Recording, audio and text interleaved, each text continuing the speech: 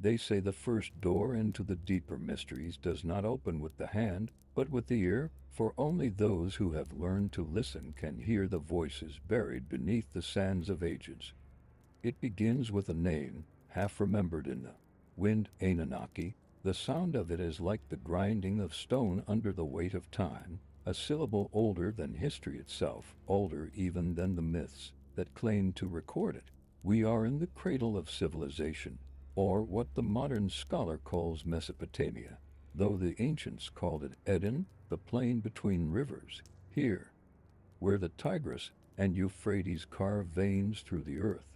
The Sumerians wrote in clay the first letters of humanity's recorded memory. In those wedge-shaped inscriptions, humble in form, yet heavy with forbidden implication, the Anunnaki appear, not as gods in the poetic sense, but as beings whose presence shapes the very architecture of the world. The scribes wrote of them as those who came from the heavens to the earth, a royal assembly whose decrees shaped destiny. They were neither fully divine nor merely mortal. Their existence resided in that liminal twilight where myth bleeds into fact. The great temples of Uruk and Eridu bore their names. The ziggurats, rising like step mountains, mirrored the cosmic order the Anunnaki had supposedly brought with them. But what were they? To the common ear, they are but characters in an old epic. Yet the initiates, the priests, the stargazers, the keepers of forbidden tablets, whispered another story. The Anunnaki were custodians of sacred knowledge, architects of civilization, bearers of the me, divine decrees or codes. Not unlike the Hermetic principles that teach that all things are governed by universal law, these me were not mere laws of kings, but the structures of reality itself, the arts of agriculture, metallurgy, astronomy, medicine. Even the metaphysical principles by which the heavens and the earth are bound in mirrored harmony. Somewhere within the libraries of the night, a fragment from the Enuma Elish breathes, when the gods, like men, bore the work and suffered the toil, a curious phrase suggesting that these beings, though mighty, labored with intent, as though their presence on earth was part of a grander design, one not merely to rule, but to build, to alter, to seed. Imagine standing in the heat-hazed twilight of summer, the scent of baked clay in the air, as the priest astronomers trace the wandering of stars across their tablet maps. Above, Orion rises, the hunter, and beyond him, the glimmering band of the Milky Way, which they call the Celestial River. In the sacred geometries of the sky, they see not chance, but memory, the memory of an arrival. To step into this mystery is to accept that the past is not linear. The Anunnaki's story is not just an origin, but a cycle, an arc of descent from the heavens, intervention on the earth, and departure into realms unseen, like the Hermetic axiom as above, so below. Their saga is mirrored in every age, beings of light descending into matter, leaving behind both gifts and shadows, and so the seeker must choose to dismiss them as fable, or to listen, truly listen, and follow the trail of their footprints into the labyrinth of forbidden history. For the first door has opened, and on the other side, the air is heavy with the scent of forgotten truth. Once the seeker steps beyond the first door, the clay tablets of summer become like scattered fragments of a greater mosaic, and the trail of the Anunnaki leads not forward, but backward into strata of memory buried far deeper than recorded time. The Sumerians themselves spoke as if their knowledge were inherited, not invented. They told of cities whose foundations were laid before the first sunrise of human history, of kings whose reigns stretched for tens of thousands of years, of a time before the flood when the Anunnaki walked openly among mortals. These were not isolated myths. They were echoes of an age so remote it has almost dissolved into dream. Yet across the ancient world, scattered ruins whisper the same pattern. In the high plateaus of Anatolia, the great stones of Göbekli Tepe rise like a fossilized hymn, carved with serpents, vultures, and celestial signs, a temple complex more than 11,000 years old, predating agriculture itself, who taught its builders the alignments of stars, the sacred geometry that mirrors constellations on the earth. The mainstream historian shrugs. The initiate knows this was a work born of memory. The memory of a time when the sky ones still spoke their truths. Further south, in the sands of Egypt, the temple inscriptions speak of the Zp Tepi, the first time, an age when the gods ruled, when Thoth Osiris and Horus came to restore order to a chaotic earth.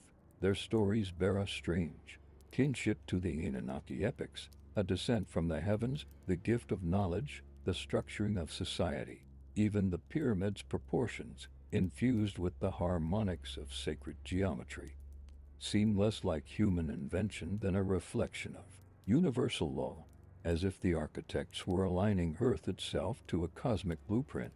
In the jungles of Mesoamerica, among the glyphs of the Maya and the codices of the Aztec, we find the Quetzalcoatl and Kukulkan myths, serpent deities descending from the sky, bringing calendars, writing, agriculture. The serpent motif is no coincidence, in Hermetic thought. The serpent is the current of divine intelligence winding through creation, the axis linking heaven and earth.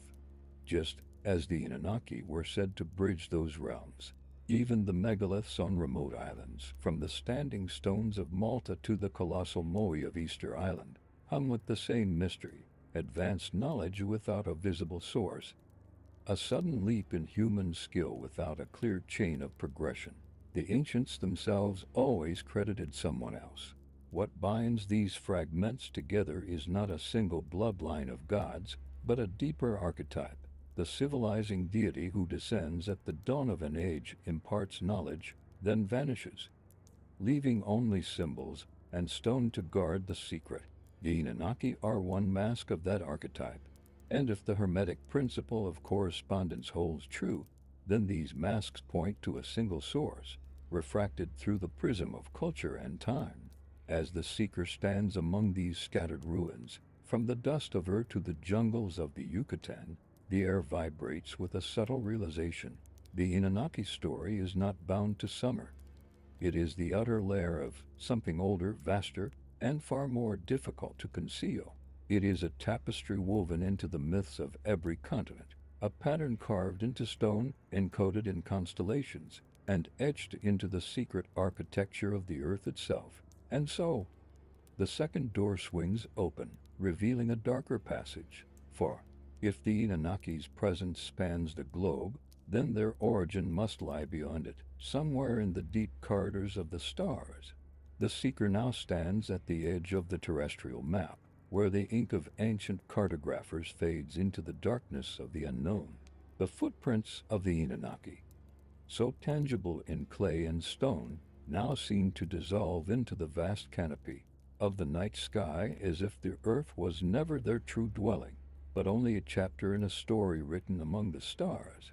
The Sumerian scribes left hints, veiled in the measured language of the Numa Elish and the king lists. The Anunnaki descended from the Duku, the holy mound of the heavens, arriving not in mythic abstraction, but from a place they called Anu's domain. To the priest astronomers of Anu was more than a god.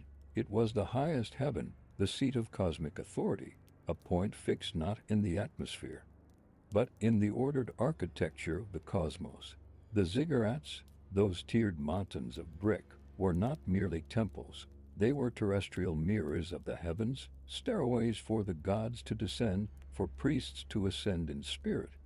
The summit platform, where incense curled into the night, was the meeting point between worlds aligned with particular stars whose positions carried meaning in their stellar theology.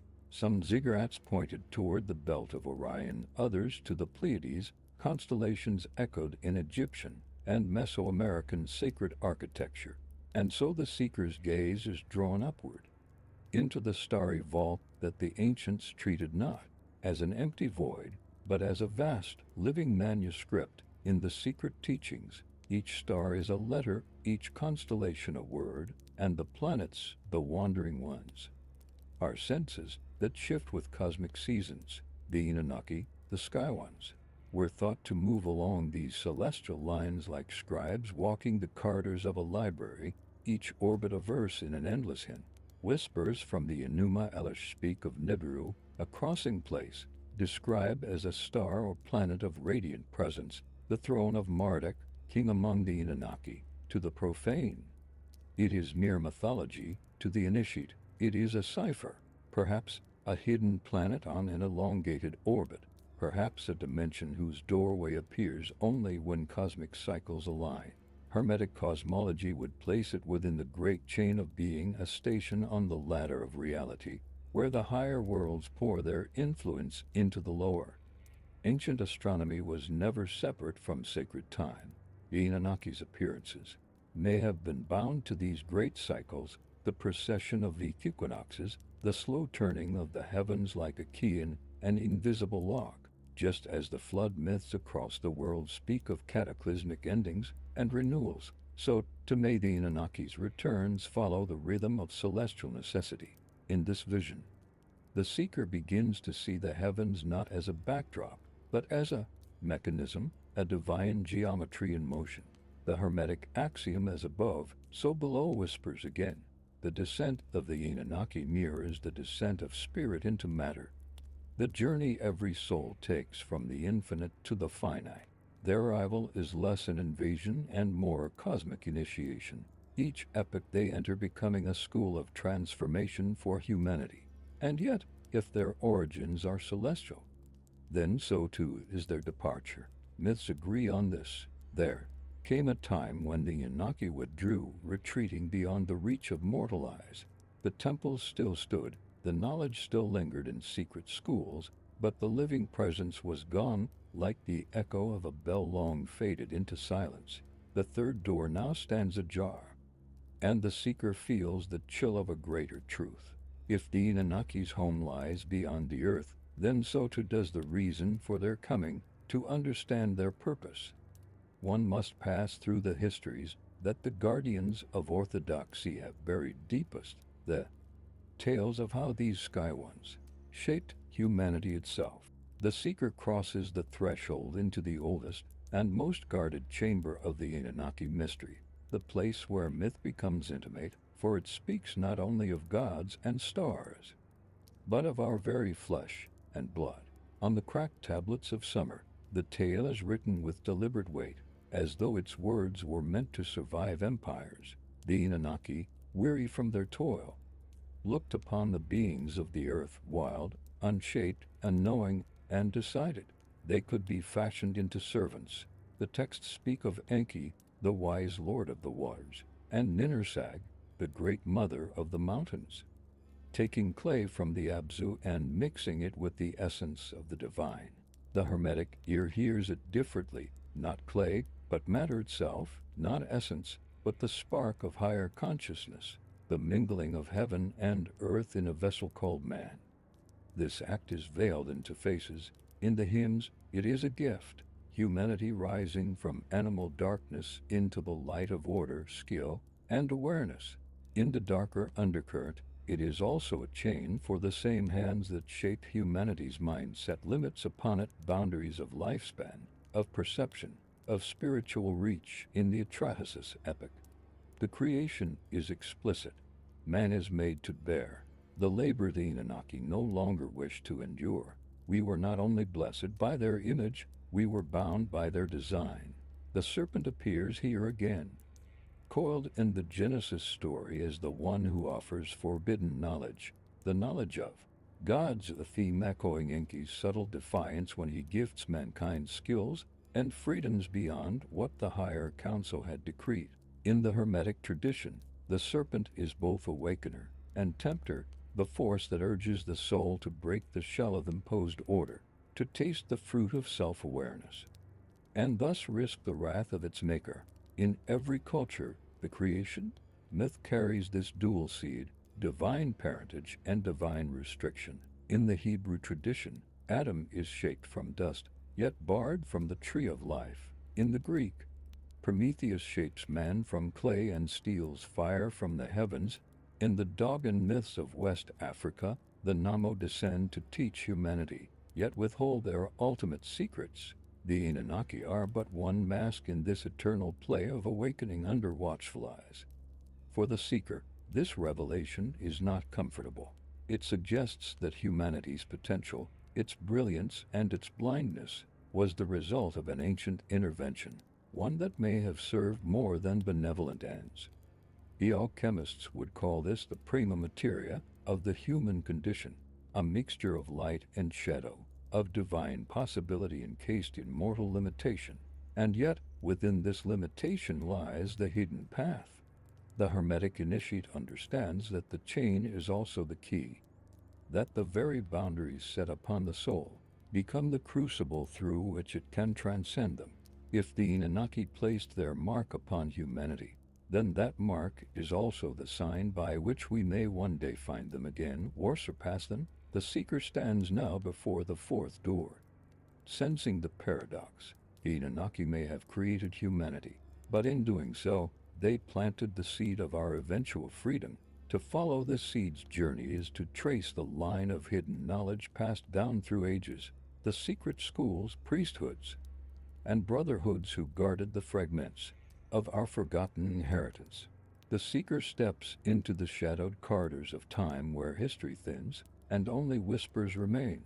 Here, the footprints of the Anunnaki no longer press the earth directly. Instead, their presence flows through human hands, veiled in symbols, rituals, and the guarded words of those sworn to silence.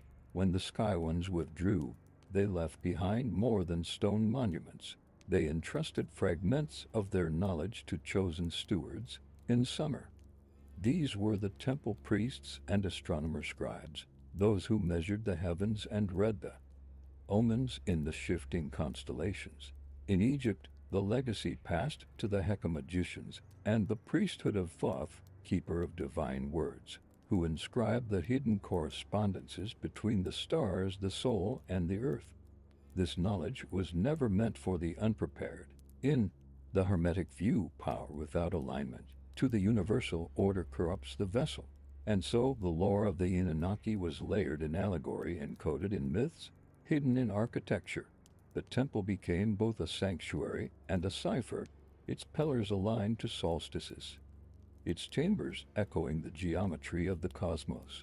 The mysteries of Eleusis in Greece, the rites of Osiris in Egypt, the star lore of the Chaldeans, the serpent cults of Mesoamerica, all bear the faint but persistent scent of a single current, the teaching that humanity's origin is not entirely of this earth, and that within the human frame lies a spark meant to be rekindled. The initiate was led through symbolic death and rebirth, nearing the descent and ascent of the soul, an echo, perhaps, of the Anunnaki's own cycle between the worlds. Across the centuries, this current passed like a torch in the dark. It burned in the libraries of Alexandria before the flames rose. It flickered in the guarded manuscripts of the Gnostics, who spoke of the Archons, rulers from beyond, and of the divine seed trapped in matter. It survived in the veil diagrams of alchemists, in the labyrinthine symbolism of cathedrals, in the rituals of secret societies whose true founders remain unnamed. Even the medieval orders, the Templars, the Rosicrucians, claimed to be heirs to a primordial wisdom, one that predated all written scripture. Their symbols, the blazing star, the double-headed eagle, the square and compass, can be read as emblems of that same cosmic blueprint once laid upon the earth by the Anunnaki. The outer initiate saw geometry, the inner initiate saw the memory of the gods, but knowledge is never left unchallenged. Kings and empires feared its implications, for it eroded their claim to divine right. Priests of orthodox faith condemned it as heresy, for it displaced their gods with older ones. And so the keepers of the Anunnaki legacy became wanderers, their teachings cloaked in the language of the age, astrological allegories, moral parables, sacred art. Only those with the right keys could unlock the deeper meaning. The seeker now sees the pattern. The Anunnaki may have departed the visible stage, but their influence has been distilled into a chain of initiates spanning millennia. To follow this chain further is to approach the inner sanctum, the place where the true purpose of the Anunnaki's gift and the shadow that follows it stand revealed. The fifth door opens into a dim chamber where an older question waits. If humanity was shaped by the Anunnaki and their knowledge seated in our bloodlines, what is the end game of this great design? The seeker enters a hall where the air itself feels heavier, as if thought must pass through veils before reaching the mind. Here, in the quiet between worlds, the question sharpens. Why did the Anunnaki come? The myths give us fragments. Laborers from the heavens, bringers of law, shapers of kings, but these are the outer garments of a deeper truth. Among the tablets of summer, a subtle pattern emerges. The Anunnaki do not act as mere visitors, they govern according to a rhythm, as though they are agents of a greater cosmic order. In the secret commentaries of the Chaldean priesthood, their descent to earth is timed to cycles of catastrophe and renewal, each intervention coinciding with shifts in the heavens. The precession of the equinoxes, the rise and fall of great ages, Hermetic philosophy would call this the great work on a planetary scale, the gradual shaping of humanity into a vessel capable of holding higher consciousness.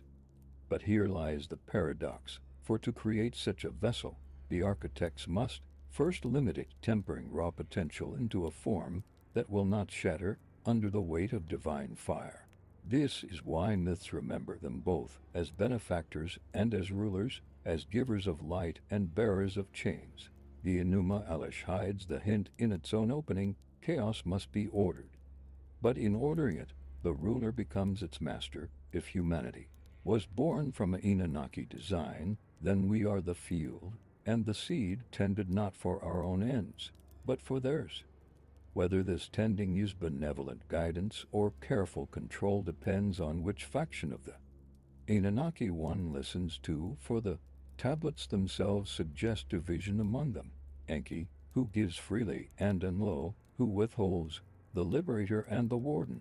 Some esoteric traditions speak of earth as a school, others as a farm. In both, the soul is cultivated.